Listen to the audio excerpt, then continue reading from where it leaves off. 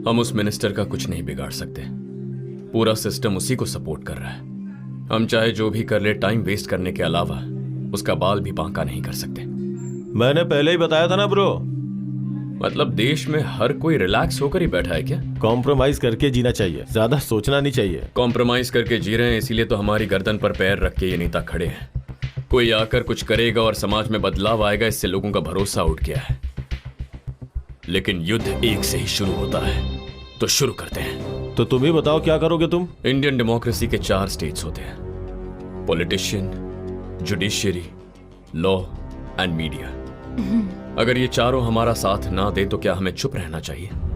जब इजिप्ट में ऐसा हुआ था तब उन्होंने क्रांति लाई थी, और इसकी शुरुआत बस सोशल मीडिया के एक पोस्ट से हुई थी।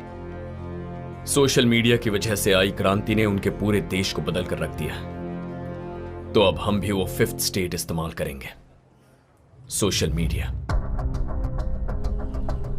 हाय, दिस इज गौतम। मैं एक प्रेमी हूं। मेरे अंदर का प्रेम ही मुझे यूएस से इंडिया खींच कर लाया। वैसे मैं किससे प्रेम करता हूं यही सोच रहे हैं ना? मेरे देश से। क्यों?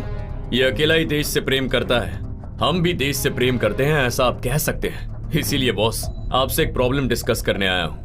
मेरी ख्वाहिश है कि हमारा देश दुनिया के देशों में नंबर 1 हो। इसीलिए अमेरिका से इलेक्शन में वोट करने आया हूं। अमेरिका में मानते हैं जनता कैसी भी हो, लेकिन नेता को सबसे अच्छा होना चाहिए। पर हमारे देश में जनता अच्छी होनी चाहिए। फिर भले हमारे देश का नेता अपना काम ठीक से करे या ना करे, सिर्फ एक झूठ की वजह से अमेरिकन प्रेसिडेंट बिल क्लिंटन को उनके पद से निकाल देने का फैसला लिया गया।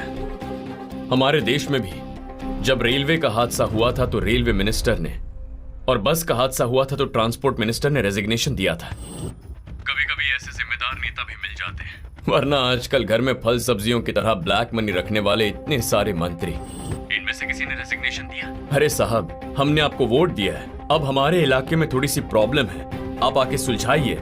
ऐसा एमएलए और एमपी को हम जाकर कह सकते हैं। ये हक हमें कानून ने दिया है, हमारा वो काम पूरा करना उनका फर्ज है। यही सामाजिक न्याय है। पर क्या ऐसा हो रहा है? आपके आगे पीछे कहीं पर भी आपने कभी सुना है कि किसी नेता ने अपना दिया हुआ वादा पूरा किया? किसी ने आपसे ऐसा कहा? क्या आपने ऐसा देखा? नहीं ना। एग्जाम पेपर्स लीक करके स्टूडेंट्स की जिंदगी से खेलने वालों को सजा देने के बजाय उन्हें मंत्री बनाकर, उन्हें सम्मान देकर हम कब तक उनका जुल्म सहने वाले हैं? किसी पार्टी के सिद्धांत को पसंद कर उस पार्टी के प्रतिनिधि को हम वोट देकर जिताते हैं, पर उस एमएलए या एमपी को काम करने के बजाय बड़ी पार्टी में जंप मारने में ज्यादा इंटरेस्ट होता है। इन लोगों की ऐसी हरकतें देखने के लिए इसीलिए इन्हें चुना था। पेट भरने के लिए चोरी की तो भी वो चोरी ही होती है, लेकिन अपने फायदे के लिए अपना ज़मीर बेचने वाले इन नेताओं को, सिर्फ चंद पैसों के लिए पार्टी बदलने वाले इन लीडर्स को चोर कहें या फिर कोई और गाली दें, जिसके लिए चुने गए हैं वो काम कब करेंगे? अरे बचपन से धड़कने वाला दिल अगर काम करना बंद कर दे तो हम उसे बदल देते हैं। तो फिर ठीक से काम ना करने वाले नेता को हटाने के लिए 5 साल इंतजार क्यों करें? अग्नि को साक्षी मानकर जब शादी करते हैं तब पति पत्नी एक दूसरे से वादा करते हैं कि मरने तक एक दूसरे का साथ देंगे। इसके बावजूद उनके जुदा होने के लिए तलाक का कानून बना है। तो जो चुनाव में जीता है अगर वो कमीना निकले तो उसे उसी वक्त रिकॉल करके गद्दी से हटाने का हक हमें क्यों नहीं दिया गया है? हमारे वोटों से जीते नेता अगर गलती करते हैं तो उन्हें रिकॉल करने का अधिकार हमें चाहिए। ये सवाल आप उठाइए।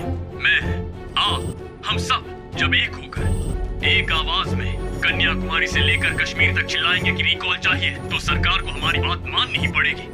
अगर इन नेताओं को जिम्मेदार बनाना है तो रिकॉल लाना ही होगा। ब्रदर्स एंड सिस्टर्स, गरीबों को घर बांधने के लिए बिना एक पैसा लिए 10 एकड़ की जमीन नगर के कुछ महान लोगों ने निस्वार्थ भाव से दान की थी।